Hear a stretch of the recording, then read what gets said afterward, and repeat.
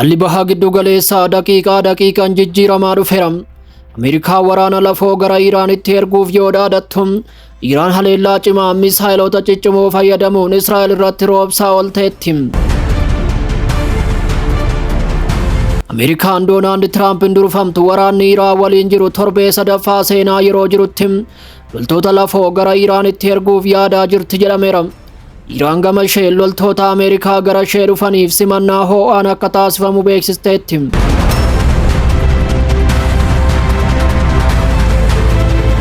Guyyaa har'aa Iraan haleellaa haaraa oopereeshinii waadaa dhugaa 4 jettee waamtu jalatti haleellaa guddaa jalqabuu beeksiste. Haleellaan kun dambalii 64ffaa yoo ta'u, buufataalee gurguddoo Israa'el irratti xiyyeeffachuun himameera. Akka qondaalonni Iraan jedhanitti haleellaan kun buufata xiyyaara Ben-Gurion, buufata waraanaa Haifaa naannoo Riishoon dabalatee bakkeewwan barbaachisoo ta'an rukuteera. Akkasumas sarara dhiyeessii boba'aa irratti xiyyeeffachuun himameera. Haleellaan kun ganama bariirraa kan eegale yoo ta'u, misaayila sadarkaa olaanaatti fayyadamuus ibseera. Maddeen Iraan akka jedhanitti galmi karoorfame hundi milkaa'inaan rukutamuu ibsaniiru. Haleellaan kun tarkaanfii waraanaa Israa'elii fi Ameerikaa fudhataniif kallattiin deebii ta'uunis ibsameera.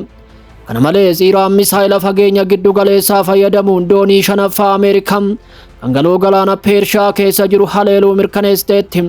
Hojiin kun ammallee itti fufaa jiraachuus ibsaniiru. Israa'el keessatti haalli lammiilee nagaa daran ulfaataa ta'aa dhufuun himameera. Gabaasni akka jedhutti namoonni miliyoonaan lakkaa'aman baankarii keessa jiraachaa kan jiran yoo ta'u, jireenyi guyyaa guyyaa akka malee jeeqameera.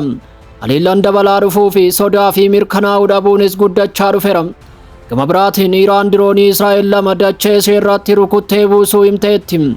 Dirooniin kunneen Teeraanii fi Kaaraaj gubbaa balali'aa yeroo jiranitti ergama hordoffii bakkeewwan miira namaa kakaasan irratti xiyyeeffachaa yeroo jiranitti haleelamaniiru.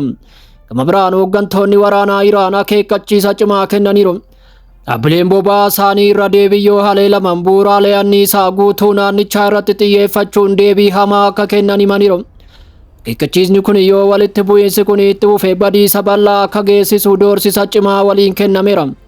Wallabdeen kun hammaataa dhufuun hooggantoota Ameerikaa biratti cinqii guddaa dabaleera.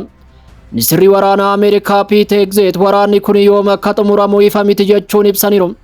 Murteen kun Doonaald Tiraamp irratti hundaa'a jechuunis ifoomsaniiru.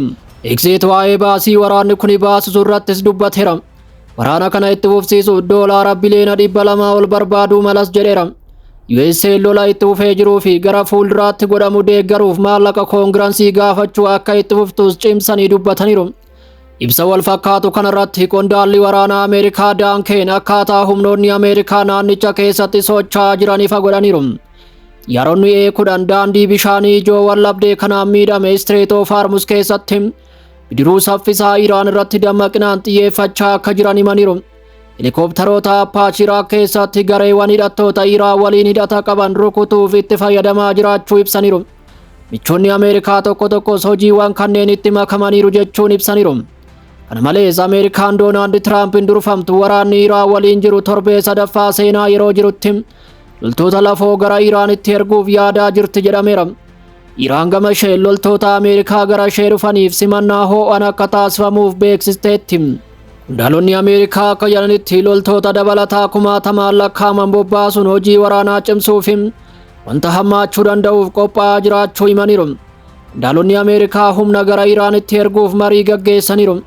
Haa ta'u malee dandeettii misaayilaa fi diroonii Iraan qabdurraa kan ka'e Ameerikaatti balaa guddaan dhufuu akka danda'u ogeeyyiin akeekkachiisaniiru. Haga ammaatti murtoonnumaa kennamuu baatus White House garuu waraana babal'isuu dabalatee filannoowwan hundi banaadha jedheera. Kanuma waliin USA'n humna galaanaa sirna misaayilaa fi muraalee ittisaa dabalatee bakkeewwan waraanaa Iraan irratti haleellaa cimaa itti fufteetti. Erga waraanni kun jalqabe haleellaan 10,000 lakkaa'amus raawwatameera. Kun ta'ee osoo jiru waraanni kun USA keessatti yaaddoo guddaa uumeera. Deeggarsi lammiileen Ameerikaa waraana kanaaf qaban gadi aanaa waan ta'eef loltoota lafoo erguun Tiraamp irratti balaa siyaasaa hamaa uumuu akka danda'u himameera. Gama biraatiin hooggantoonni Ameerikaa hedduun haala qabatamaa waraana kanaa qeequuf Tiraamp karoora ifa ta'e hin qabu jechuun haalli jiru daran balaa ta'e akka deebi'u akeekkachiisaniiru.